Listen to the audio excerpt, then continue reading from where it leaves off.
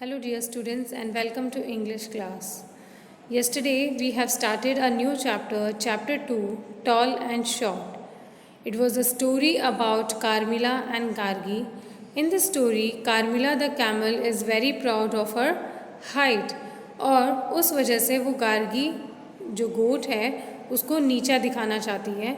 उसको ये कहती है कि मैं लंबी हूँ और मैं जो काम कर सकती हूँ वो तुम नहीं कर सकती हो। You are useless and I am very useful. So वो उसे कहती है कि चलो हम एक कंपटीशन रखते हैं जिससे ये प्रूव हो जाएगा कि टॉल होना ज़्यादा बेटर है या शॉर्ट होना। ओके, अब आगे क्या होता है, let's read out the story. Gargi responded, what if I win, what will you give me. So Karmila ने जैसे गार्गी को कहा था कि अगर मैं जीत जाती हूँ तो तुमने जो गले में नेकलेस पहना है और बेल है वो तुम मुझे दे दोगी। ओके, सो यहाँ पर गार्गी भी फिर उससे पूछती है कि अगर मैं जीत जाती हूँ तो तुम मुझे क्या दोगी। Karmila was so confident of winning, she said I will think about it later. But Karmila का पूरा ध्यान जो था वो कंपटीशन पे था, तो और ये था कि मैं ही जीतूं। सो उसने इस बात पे ध्यान नहीं दिया और गार्गी से कहा इसके बारे में हम बाद में सोचेंगे। Accepted said Gargi, she was equally sure of winning. So Gargi भी एकदम पक्का था, उसे लग रहा था कि मैं ही जीतूंगी, तो उसने कहा एक्सेप्टेड, हाँ मुझे मंजूर है। But she didn't want anything from the camel, she was happy with what she had. So Gargi के पास जो भी था वो उससे खुश थी, उसे किसी भी चीज़ का लालच नहीं था। सो उसे कैमल से कुछ नहीं चाहिए था। Okay, now page number 9। They came to the plantation. Carmilla and Gargi walked through the banana plants and started chewing off some small tender bananas. So वो प्लांटेशन के पास आए जहाँ बनाना फील्ड था, बनाना का खेत था, वहाँ पर आए। Karmila and Gargi walk through banana plants and started chewing off some small tender bananas. तो उन दोनों ने जब वो वहाँ पहुँचे फील्ड पर तो दोनों ने बनानास खाने शुरू कर दिए और उन्होंने small tender means soft soft छोटे छोटे जो बनानास थे वो खाने शुरू कर दिए। While Carmilla towered over the banana trees, Gargi was hardly visible among the trees. कार्मिला की हाइट लंबी थी तो उसकी वो जो प्लांटेशन जो बनाना ट्रीज थे उसके ऊपर से भी दिख रही थी, लेकिन गार्गी जिसकी हाइट शॉर्ट थी वो ट्रीज के बीच में दिखाई नहीं दे रही थी। Suddenly they heard someone shout, Gurin's camel is in our banana field.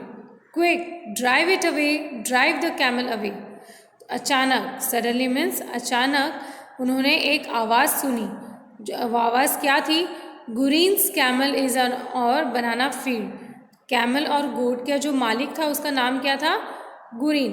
तो कोई ज़ोरों से चिल्ला रहा था कि देखो गुरीन का जो कैमल है वो हमारी फील्ड में घुस गया है, चलो जल्दी करो उसे बाहर निकालो। Drive it away, drive the camel away. इसका मतलब है कि उसे बाहर निकालो, यहाँ से भगाओ। ओके,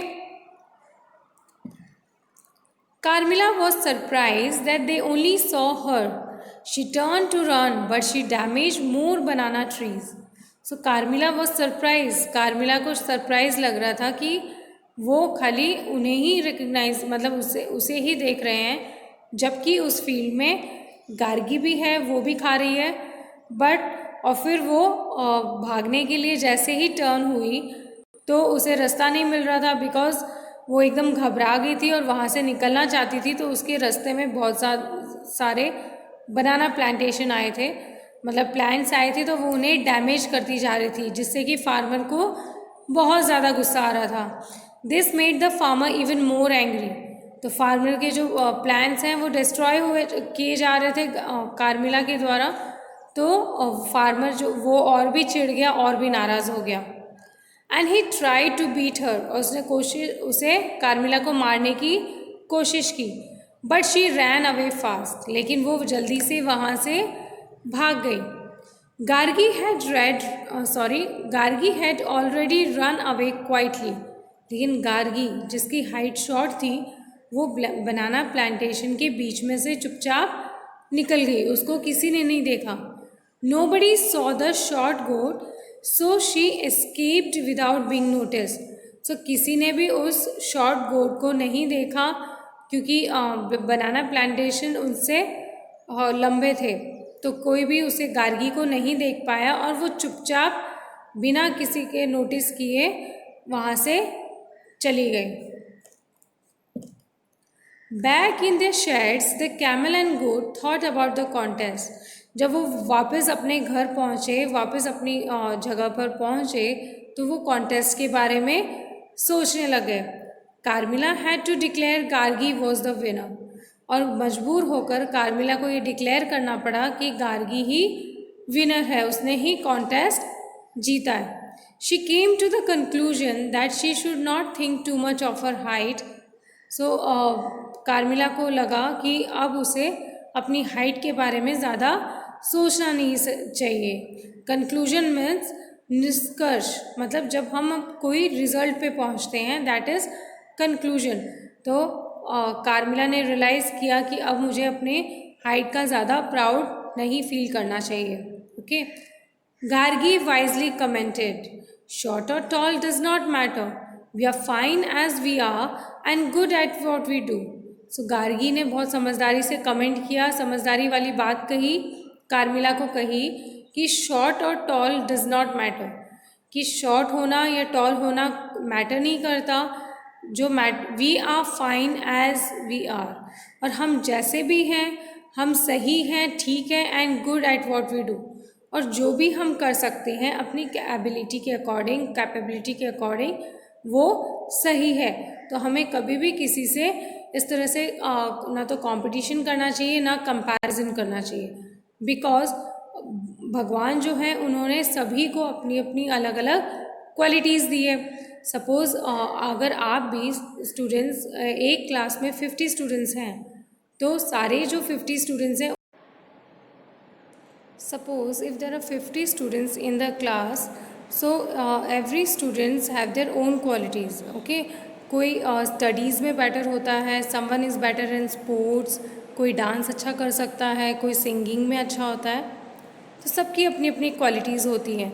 सो हमें अपने आप को अंडर एस्टिमेट नहीं करना चाहिए कभी भी ये सोच के कि आई एम नॉट टॉल और आई एम शॉर्ट, मैं मोटा हूँ, मैं पतला हूँ, ये बातें हमें सोचनी नहीं चाहिए, क्योंकि हमारी जो पहचान है, लोग हमें पहचानते हैं बिकॉज ऑफ आवर वर्क और because of our efforts we do. जो काम आप करोगे, आपके काम से आपकी पहचान होगी, ना कि आपके लुक्स से। Looks doesn't matter. Okay, so from this story we have learn this lesson that we should not bother about our looks, but dedication और डिवोशन के साथ जो भी हमें काम दिया जाता है उसे हमें फुलफ़िल करना है, और जो चीज़ हम कर सकते हैं उनमें हमें बेस्ट होना है। Okay students, that's all. Now ये जो स्टोरी है हमने 2 पार्ट्स में पढ़ी है, आपको इसे पढ़ना है पूरी स्टोरी को, and you have to underline the difficult words and learn those words. That's all for today. Thank you and have a nice day.